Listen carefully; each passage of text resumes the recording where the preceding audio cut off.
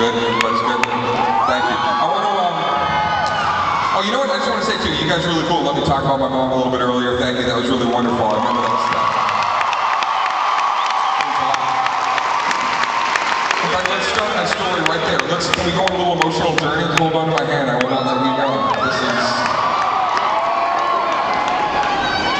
So, some people don't know that when my mom, my mom was sick, my dad actually had cancer at the same time. I lost both my folks to cancer within 9 months of each other, both my mom and dad. And to say it was a traumatic time, trying time in my family would be an understatement. It was really, really rough. But I found myself on stage almost every single night because nothing made me feel better than to do shows for you guys and make people laugh. And it was really great for me.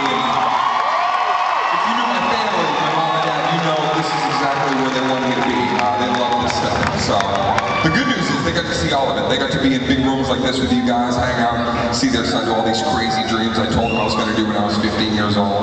And so that was the great part. Now, here's where it gets a little rough. Hold on to your assholes, because this story's going to get a little bumpy. What they didn't, here's the thing that happened, right? What they didn't really see, what I wasn't expecting, is once you start to become a little more well-known, get kind of famous, that's when like a lot of backlash starts and haters and all this kind of negativity that I really wasn't aware of because I've always kind of hung out with my fans in this cool little bubble that I never really traveled outside of it until this one night. I finally decided to search my own name on the internet, right?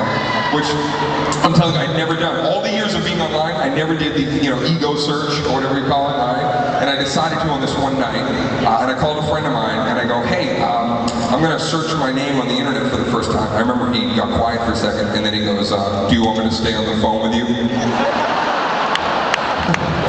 I was like, is that necessary? He was like, fuck yes.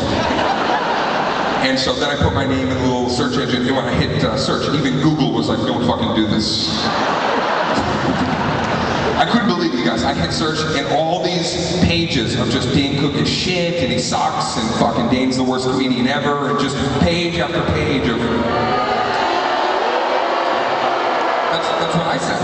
I said, boo, to my computer. I said, boo.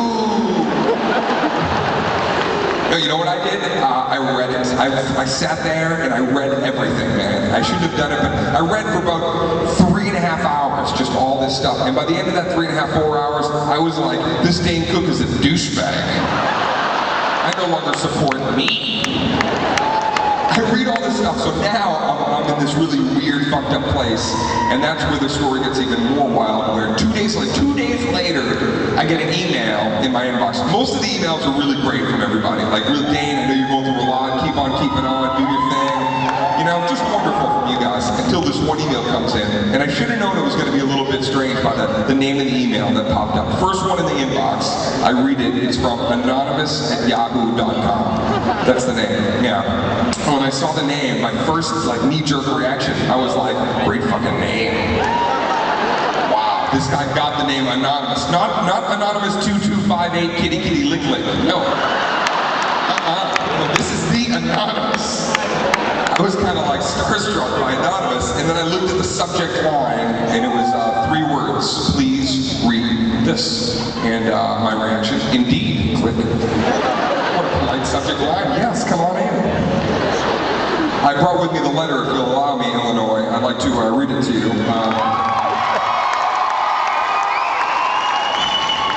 Okay, get a helmet. This is the email from anonymous@yahoo.com. Please read this. Dane, both of your parents got cancer and died to get away from your shitty comedy.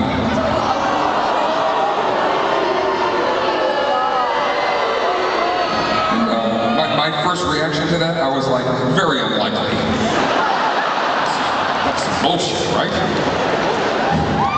No, you guys, I read it and it was like somebody just kicked me in the stomach. I could not believe it. I couldn't believe somebody would write something so, hurtful and just fucking evil and hateful. And I walked away from the computer, and for the next couple of years, I would think about that from time to time. It would really bum me out. I would think about it would take the wind out of my sails. But other times, I would think of it, and it would motivate me to give the best shows of my life. It really made me want to be better and never quit.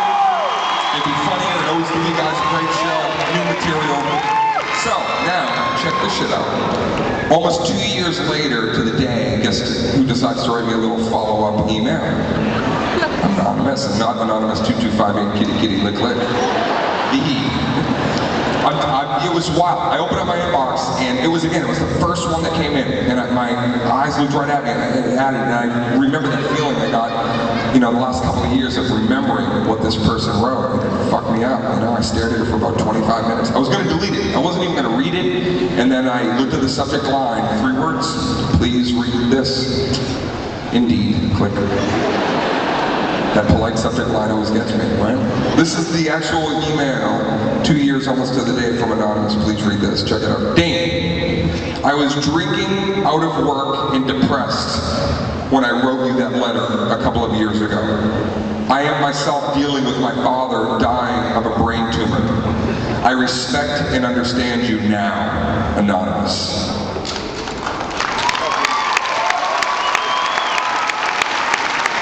So I read that a couple of times, and then I thought, you know what? I think it's time to write back. Here's my reply to Anonymous.